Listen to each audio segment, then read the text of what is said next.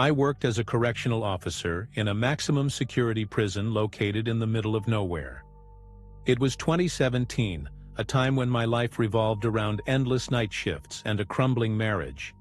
As exhausting as the night shifts were, they gave me a sense of calm. The atmosphere in the prison was heavy, sure, but I liked the routine. On that particular night, everything seemed normal. We had just finished the nightly head count, carefully checking each cell with surgical precision. Locks secured, numbers matching. So far, so good. Around 3 a.m., things started to go downhill. I was in the monitoring room with my colleague, Matt, a younger guy, full of energy but a bit paranoid about the cameras. Suddenly, he frowned and pointed to one of the screens. "Do you see that?" he asked hesitantly.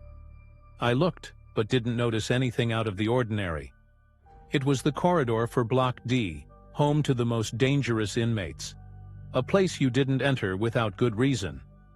The lights flickered faintly, which wasn't unusual, but there was something off about the scene. It felt too empty, too quiet. We decided to check the corridor. As we walked, the sound of our boots echoed in a way that made my skin crawl. When we reached cell 204, I knew something was wrong. The door was locked, as it should be, but the inmate, a guy named Anthony, was nowhere to be seen. Anthony was notorious, convicted for leading a major crime ring. The kind of guy who wouldn't just disappear without making a scene. My first thought was that he'd dug a tunnel or pulled some escape trick, but the cell was intact. No broken walls, no signs of digging. We rushed back to the monitoring room. Matt was pale, his eyes glued to the screens. He rewound the footage from the entire night, starting from the last head count. There was Anthony, sitting on his bunk until exactly 2:15 a.m. Then, he was gone. No noise, no movement in the cell. The weirdest part? Nobody appeared in the hallways. Nobody entered or exited. It was as if he had just vanished into thin air. That's when I felt something I'd never experienced before. A dry, primal fear, born from the realization that something impossible was happening right in front of us. While Matt reviewed the footage for the third time, I decided to call our supervisor. Jake was a tough guy, ex-military, always skeptical of anything outside the standard protocol. When I explained what we had seen, he sighed, clearly annoyed, thinking it was some technical glitch. "Check the locks. Look for signs of tampering. That guy didn't just vanish," he said, already grabbing the radio to call for a sweep. So we retraced our steps through the block, but as before, there was absolutely nothing out of place. The locks were secure, and the other inmates acted like they knew nothing, or were very good at pretending. Back in the monitoring room, Jake insisted on reviewing the footage himself. He paused every frame, advancing slowly, searching for anything unusual. Then, something appeared that made all of us freeze. At exactly 2:16 a.m., a shadow appeared inside Anthony's cell. It wasn't large, but it seemed to float, flickering like smoke. It hovered for a few seconds and then disappeared. Right after that, Anthony was gone. Jake didn't say a word. He was the type of man who always had a logical explanation for everything, but now he stood stiff, clearly shaken. After a long pause, he straightened his back and masked his discomfort. Matt started asking nervous questions. Could someone on the outside have hacked the cameras? Or is this some kind of collective hallucination? I wanted to believe one of those options, but my gut told me it was something far darker. The shadow didn't look like a glitch or interference. It felt alive, in a way that chilled us to the bone. Even the air in the room felt heavier, like we were breathing static electricity. Jake finally broke the silence. "This doesn't leave this room. Officially, this is a glitch or a breakout. Nothing more." The rest of the night dragged on endlessly. While other officers searched the perimeter, Matt and I stayed in the monitoring room, tasked with watching the cameras, though I could barely focus. My mind kept replaying what I had seen. The worst part was the sense of being watched. not by the cameras or the inmates, but by something I couldn't define. The shadow from the footage felt omnipresent, even if it wasn't visible anymore. Matt confessed he felt like someone was constantly standing behind him, but every time he turned, there was nothing there. Around 5 in the morning, when the night shift was nearing its end, Jake decided to organize one last sweep of cell 204, this time with a full team. The tension was palpable, as if everyone knew something was wrong but refused to say it out loud. We entered the corridor in silence, flashlights on, even though the lights were working. The cell seemed darker than before. Every step we took echoed like a dull drumbeat. When we unlocked the door, a strange smell hit us. It wasn't rotting, but something chemical, like burnt ozone mixed with hot metal. The team searched every corner. They checked the mattress, the plumbing, even tiny cracks in the concrete. Everything was intact. But it was Matt who found something that froze us in place.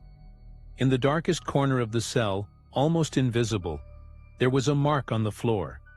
It was a perfect circle, as if it had been burned into the surface. Inside the circle were strange symbols none of us could identify. Jake immediately ordered everyone to back away. He took photos and made a note in the report, but you could tell he was uneasy, maybe even scared. I had never seen Jake like that before, and it only made the whole situation feel worse. When we got back to the monitoring room, the radio started to crackle. At first it was just static, but then we heard something that sounded like heavy breathing, deep and animal-like. Jake tried to respond, but the radio wouldn't transmit. He turned it off and back on, but the crackling continued. Suddenly, a voice emerged from the static. It was low, raspy, and said something I'll never forget. "He doesn't belong to you anymore." Then the radio went silent. We all stared at each other, speechless. Matt was sweating, and my throat felt dry, like the air around us had vanished. Jake was the first to speak. He calmly turned off the radio and told us this incident wasn't to be spoken of.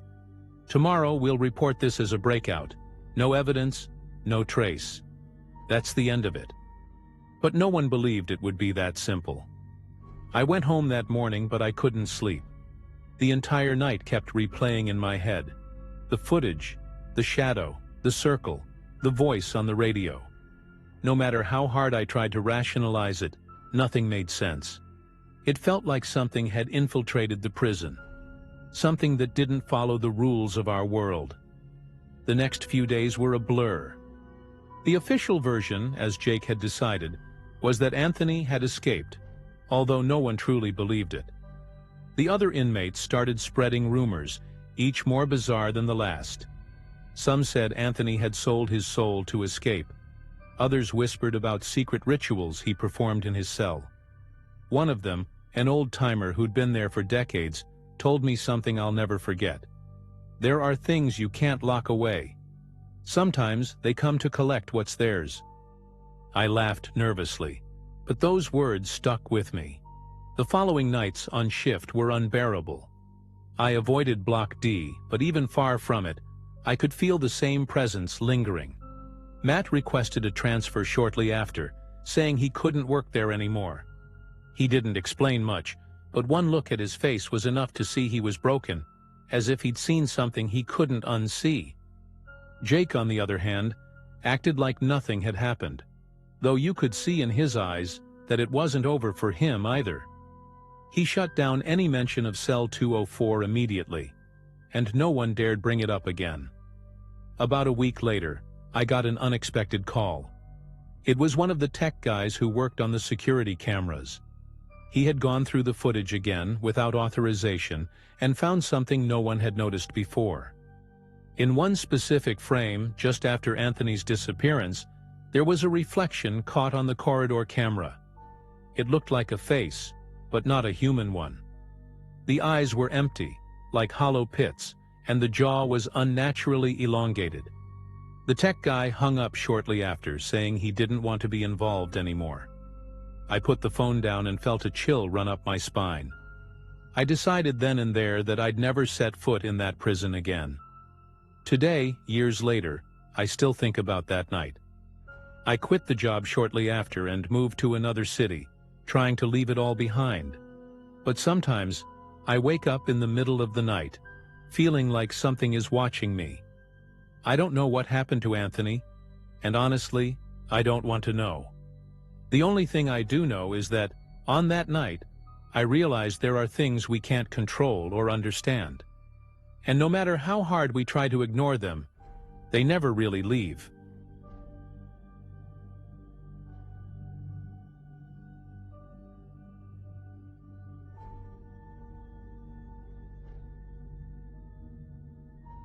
I've been working as a prison guard for almost 15 years. It's a tough job, but in a strange way, it gave me a sense of order. Back then, I was assigned to a maximum security prison in the middle of nowhere. My routine was predictable, almost monotonous, something I considered a good thing. My shifts involved patrolling the corridors, inspecting cells, and dealing with some of the most dangerous people you can imagine. But one inmate in particular never struck me as dangerous in the usual way. His name was Carter, and his threat wasn't physical. It was psychological. He had a reputation for being manipulative, the kind of person who got under your skin. I always kept my distance, but I never thought he'd end up affecting me personally. It all started on a Wednesday morning during a routine cell inspection. Carter had this way of looking at you that made you feel small, like he could see things about you that even you didn't know. But that day, it wasn't his stare that unsettled me. It was a folded piece of paper I found tucked under his mattress. It was filled with scribbles and numbers that, at first glance, seemed random. When I asked him about it, he just smiled and said, "Some things can't be explained so easily, officer." This wasn't the first time he'd left cryptic messages, but something about that smile left me with an odd, uneasy feeling, like a storm brewing in the distance. I left the paper on the security desk and went about my shift. The day passed without incident, but that night I couldn't get the paper out of my head. I picked it up and examined it more closely. The numbers were arranged in pairs and sequences that resembled dates and times. I didn't know what they meant, but there was an intentionality to them that I couldn't shake. It was late, and I chalked it up to paranoia. I folded the paper, shoved it in a drawer, and went home. Still, the unease lingered. Like an itch in the back of my mind I couldn't quite scratch. The next day, Carter seemed unusually calm, almost smug. During my rounds he gave me a nod as if he knew something I didn't. Later that afternoon, while I was having lunch, the staff radio was tuned to the local news. A report caught my attention. A fire at a convenience store had claimed 2 lives. It wouldn't have stood out so much if not for the exact time of the fire, 2:15 a.m.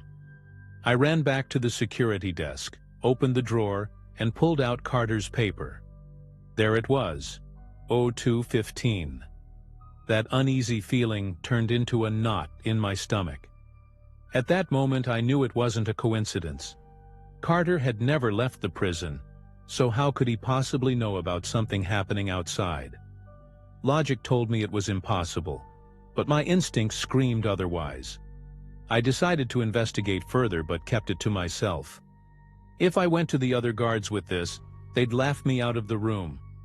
That night, while everyone else was asleep, I pulled out Carter's paper and started cross-referencing the numbers with recent incidents in the city. It didn't take long to notice a pattern. Another set of numbers matched the date and time of a car accident that killed 3 people. The connection was undeniable, but how could it be real? The next morning, Carter was unusually talkative.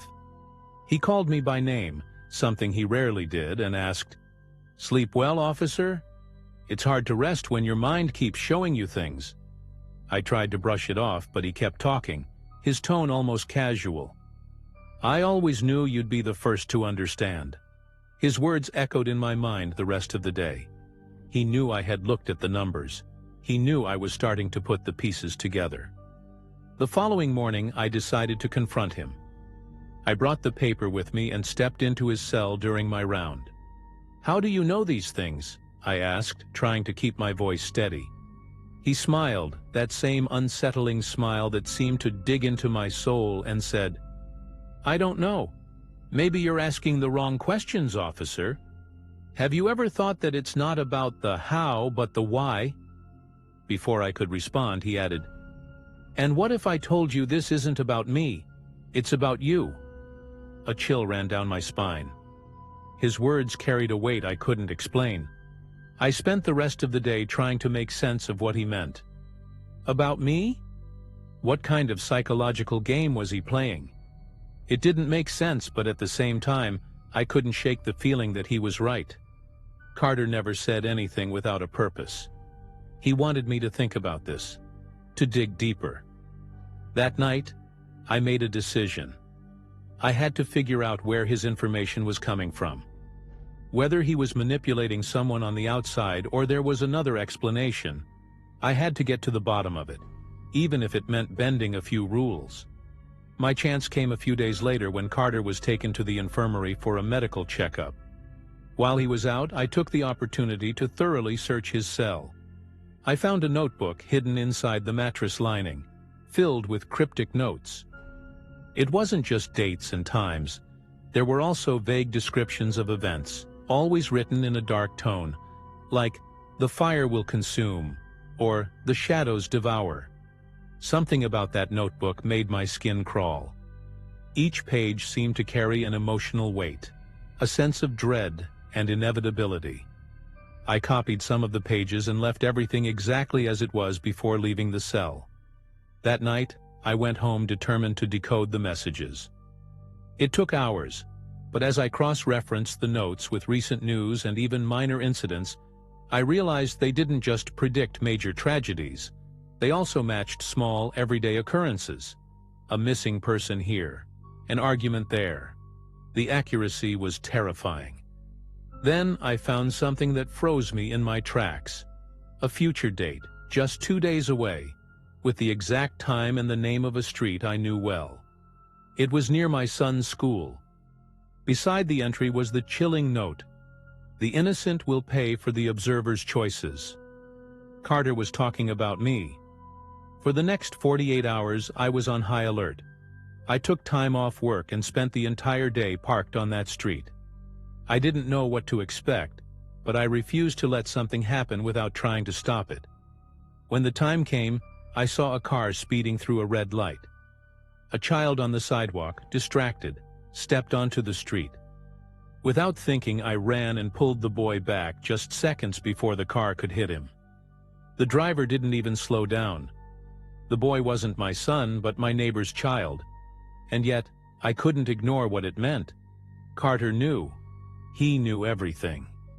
The next day, I returned to the prison determined to confront Carter again, but when I reached his cell, it was empty. I asked another guard what had happened, and he casually told me Carter had been transferred to another facility in the middle of the night. I couldn't believe it. He left no message, no clue, just that notebook, which now felt like a puzzle I could never solve. To this day, I don't know how he knew all those things or why he chose me to bear this burden. But one thing is certain. After Carter, I was never the same.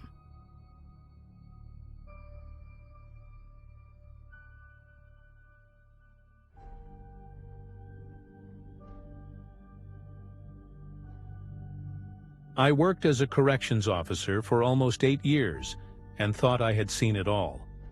My shift was the night shift, from 7 p.m. to 7 a.m. in a medium security facility. It was a job that required constant attention, but over time, you learn to handle the environment. Back then, I was 32, living alone, and I actually liked the nighttime routine. It was quieter, less chaotic than the daytime shifts.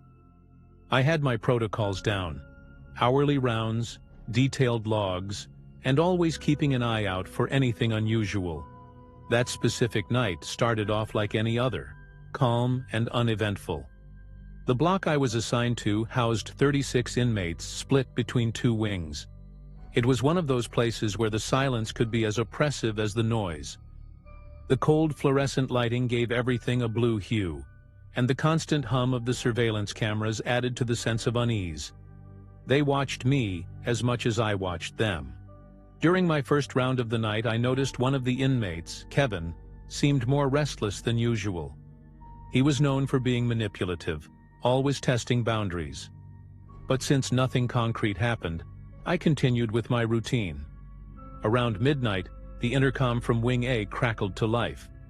Kevin's voice came through, hoarse and panicked. He claimed he couldn't breathe and needed urgent help. It wasn't uncommon for inmates to exaggerate medical conditions to get attention or some sort of advantage. Still, I couldn't ignore it. I grabbed my radio and let the tower know I was heading over to check. When I got to the cell, I found Kevin lying on the floor, clutching his chest as if he were having a heart attack. My gut told me something was off, but the protocol was clear. Handle medical emergencies immediately. I opened the slot in the cell door to get a closer look and asked him to talk to me, but he only muttered incoherent words. That's when I noticed a strange movement in the cell next to his. One of the other inmates stood unnervingly close to the bars, partially hidden in shadow, watching me intently. In that moment, a chill ran down my spine. It wasn't normal for someone to be so invested in another inmate's emergency. Then I realized something even more disturbing. The entire wing was unusually quiet. None of the usual comments or jeers. It was an unnatural silence that made my chest tighten, as if something unseen was about to unfold. As I processed the unsettling silence, I heard a faint, rhythmic noise. It seemed to be coming from one of the cells at the far end of the hall. A soft, metallic tapping against the concrete. Random noises during the night weren't unusual, but this felt deliberate. I turned to check it out, but the corridor appeared empty. When I looked back at Kevin, he had shifted his position. Now he was sitting up, staring directly at me with a crooked smile. The sudden change in his demeanor made my stomach churn. "Feeling better now?" I asked, trying to sound calm. He didn't answer. He just kept staring, his expression mocking my presence. Suddenly my radio crackled, making me jump. It was the tower officer, asking why I hadn't responded sooner. I grabbed the radio quickly and explained I was dealing with a medical situation. But static disrupted the line. Before I could repeat myself, a loud metallic sound echoed behind me. I spun around and saw that one of the cell doors across the block was slightly open. That was impossible. The locks were automatic and could only be opened manually from the control room. My heartbeat raced. I glanced at the nearby control panel, and its indicator lights were flickering erratically, as if something was tampering with the system. Adrenaline coursing through me, I began backing toward the corridor exit, trying to think through my next steps. Kevin was still sitting there, but now he was muttering something under his breath, like a chant I couldn't make out. Then I heard quick, deliberate footsteps echoing from multiple directions. It sounded like they were trying to surround me. I knew I needed to get out of there, but the exit felt impossibly far. Grabbing my radio again, I called for backup, explaining that something was wrong. My voice shook, but I tried to stay composed. The response was garbled with static, but I caught enough to know help was on the way. All I needed to do was hold on. Just as I took another step, the hallway lights flickered and went out for a few seconds. In the pitch black, my breathing quickened. When the lights came back on, Kevin was no longer in his cell. The floor where he had been sitting was empty, as if he had vanished. I scanned the area, searching for any trace of him, and then I saw a shadow darting quickly toward the stairs leading to the lower level. I tried to convince myself he couldn't have escaped without me noticing, but deep down, I knew this was far more than just a simple escape attempt. The entire block felt alive with hostility, and I realized every second mattered.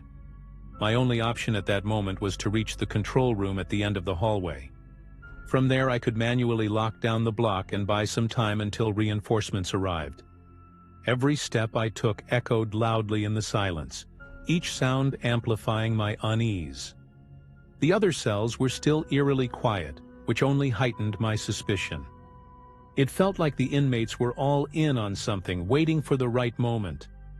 I passed the cell with the slightly open door, forcing myself to ignore the cold dread creeping up my spine. Inside, I noticed scratches on the floor, deep gouges that hadn't been there before. They looked like claw marks, but that didn't make any sense. I forced myself to keep moving. When I reached the control room, I turned the key to unlock the door and quickly stepped inside, locking it behind me. For the first time in minutes, I exhaled deeply. The control panel was blinking erratically, as if the system had been overloaded or tampered with. I tried to initiate a block lockdown, but the controls weren't responding. It was as if someone had completely cut off access. My radio crackled again, and this time I heard something that froze me in place. A distorted, low voice was repeating my name. It was impossible to tell where it was coming from, but the tone was deeply unsettling, almost otherworldly. My throat tightened as I glanced around the room, half expecting someone to be standing behind me. Outside, I heard the sound of multiple cell doors opening at once. My stomach dropped. The only thing separating me from the chaos was the door to the control room. I grabbed my baton and stood by the door, listening as the sounds grew closer. Heavy, dragging footsteps mixed with muffled laughter and a metallic clanging, like someone was banging a set of keys against the bars. This wasn't a normal escape attempt. They were toying with me, and the feeling of being hunted was suffocating. My mind raced, trying to piece together how they had coordinated this so perfectly. It all felt like part of a meticulously planned trap. Suddenly, the door began to shake violently, as if someone on the other side was pounding on it with increasing force. Each hit reverberated through me, and the metal bar locking the door felt less secure with every strike. Sweat dripped down my face as I tried to decide what to do.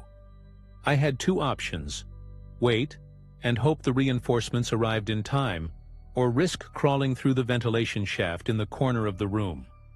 I had never felt so alone.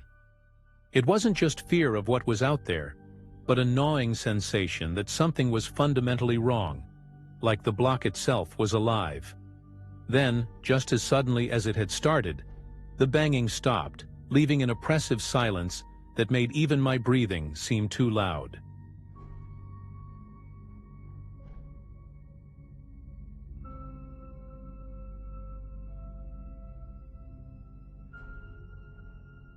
When I started working as a corrections officer, I knew the job would be tough.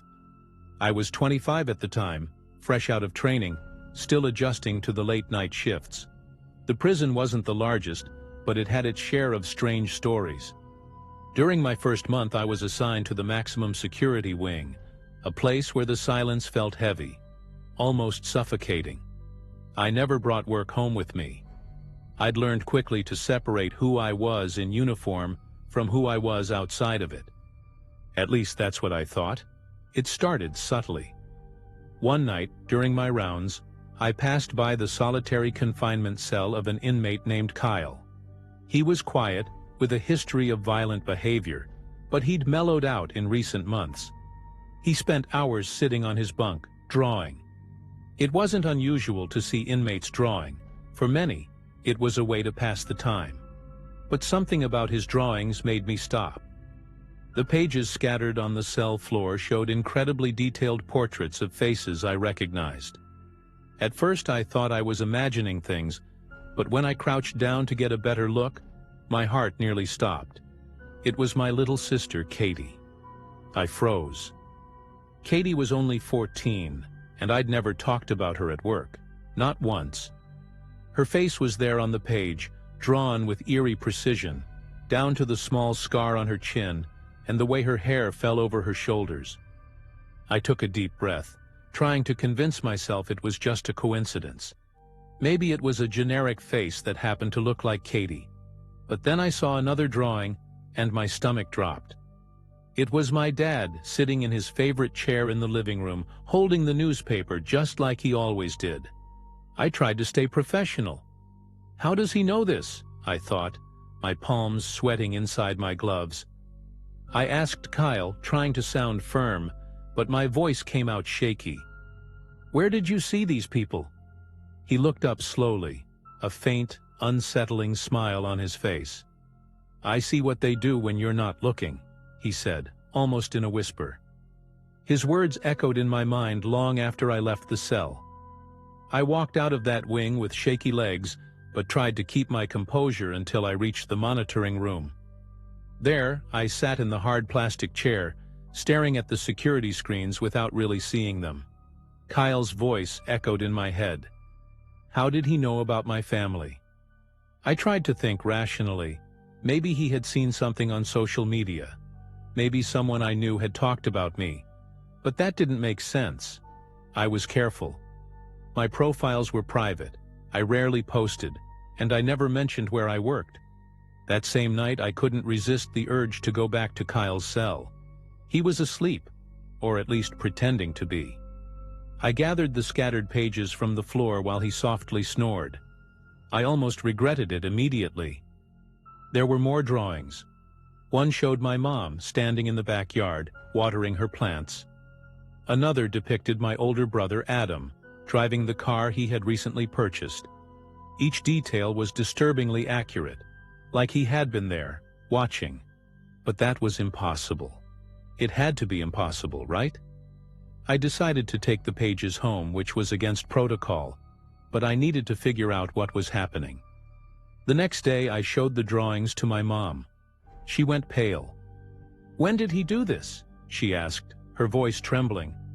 I explained that an inmate had drawn them, but she didn't believe me. "He must have seen these somewhere," she said, trying to rationalize it. But when I showed her the drawing of Adam, she fell silent. There was something in it that only we would know. The small Virgin Mary keychain hanging from his rearview mirror. Something he had just added recently. At work, I avoided Kyle. For the next few days, I focused on other tasks, but he seemed to know I was dodging him. Every time I passed his cell, he gave me that enigmatic smile, like he was waiting for me to say something. One night, when I finally worked up the courage to confront him again, he interrupted me before I could even speak. "Your mom's been taking good care of the plants, but she's been forgetting the one in the far left corner of the yard." My blood ran cold. How did he know that? After that night, I started avoiding Kyle's cell during my rounds. Every time I heard his voice or felt his eyes on me, it was like a weight pressing down on my chest. But avoiding him only worked for so long. One especially quiet night, as I was filling out reports in the supervisor's room, my name came over the radio. It was one of the officers on rounds saying that Kyle was asking to see me. Something about delivering an important drawing. I hesitated, but refusing would only raise suspicion. With trembling hands, I made my way to the solitary wing. He was standing in his cell, holding up a sheet of paper that looked freshly drawn. As I approached, he slid it across the floor, under the bars. "This one's for you," he said in that maddeningly calm tone. I picked up the drawing reluctantly. My heart nearly stopped. It was my house, drawn in such detail that only someone who had been there could have captured it. Every crack in the paint, every plant in the yard. In the corner of the page, he'd written something that made my vision blur. "You should take better care of your locks." I took the drawing with me, trying to mask my panic. As soon as my shift ended, I went straight to my car, locked the doors, and sat there, clutching the page like it might explode. How did he know where I lived? I drove straight home, and for the first time since I started working at the prison, I couldn't sleep. I spent the morning checking every door and window, reinforcing the locks, and even setting up a makeshift camera with my phone at the front entrance. But even with all the precautions, I couldn't shake the feeling that someone was watching me. The next day, Kyle seemed different. He was calm, but there was something in the way he looked at me that made me feel like a trapped animal. When he saw me, he only said one thing before lapsing into silence. "They come when you sleep." I spent the rest of my shift trying to decipher what he meant. Was he trying to scare me? Or was there something more? I decided to go to the warden and report everything. I showed the drawings, explained the coincidences, and asked them to investigate how Kyle could have such personal details. The warden listened carefully, but his skeptical look made it clear he didn't believe me. "Are you sure you haven't mentioned your family around here? Inmates are great at picking up on conversations between officers," he said, almost as if blaming me. I tried to argue, showing him the drawings, but he just shrugged. "We'll keep an eye on him," he promised, but I knew it was just a way to brush me off.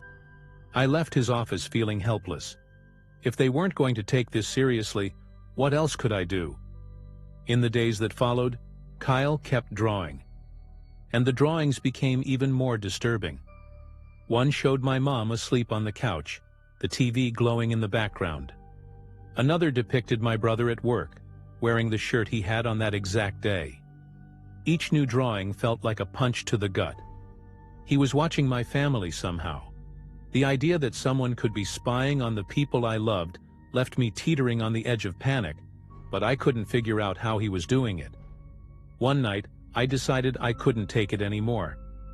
During my shift, I waited for a quiet moment and went back to Kyle's cell. This time, I was determined to get answers. "How do you know about my family? Who's giving you this information?" I demanded, trying to hide the fear in my voice. He stepped closer to the bars, his eyes locking onto mine. "I see them, that's all. It's not hard when you know where to look," he said calmly. Before I could respond, he stepped back and pointed to the corner of his cell, where a pile of crumpled papers sat. I picked up the papers, and among them, I found something that looked more like a journal than drawings.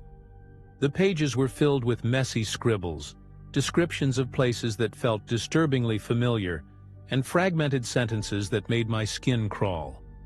One of them read, "What's locked always finds a crack." Another described my family's daily routines in terrifying detail.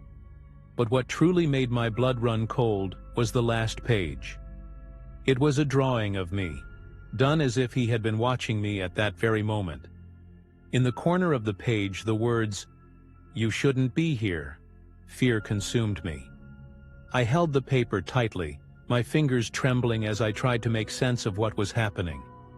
I went back to the monitoring room and replayed the footage from the cameras pointed at Kyle's cell. The recordings showed him calmly drawing, with no access to any outside information. No one was passing him anything. But what terrified me most was noticing that, at certain moments, he looked directly at the camera, as if he knew I was watching. That faint, taunting smile was enough to make me turn away from the screen. I couldn't go back to his cell that night. Something was wrong, something that defied logic. But my curiosity wouldn't let me rest. I went home early, unable to finish my shift. When I walked through the door, I felt an unusual chill in the air, as though something wasn't right. The lights flickered slightly, and I heard a faint noise coming from upstairs. I climbed the stairs slowly, each step feeling heavier than the last. When I reached my bedroom, the sight stopped me in my tracks. Drawings were scattered across my bed, the same ones Kyle used to make. But now they were here, in my home. Seeing those drawings made me realize this went far beyond Kyle. Something, or someone, was breaching the boundaries of the prison and invading my life in ways I couldn't explain. I gathered the drawings and began burning them in the backyard, but even the flames seemed to hesitate before consuming the paper. As I watched the portraits disintegrate into ash, I heard a noise near the fence. Something, or someone, was watching me. I ran back inside, locking every door and window, but deep down, I knew it was only temporary. Whatever this was, it was already inside my life. The next day, I requested a transfer to another unit of the prison. I couldn't handle seeing Kyle or his drawings anymore. My supervisors found it strange but didn't question me. I did everything I could to distance myself, even moving to a new house weeks later. But even now, months later, I still feel like I'm not alone. Sometimes I find drawings left in my car or my mailbox, each one depicting moments no one should know about. The last one showed my new house, with a chilling caption, What's locked always finds a crack.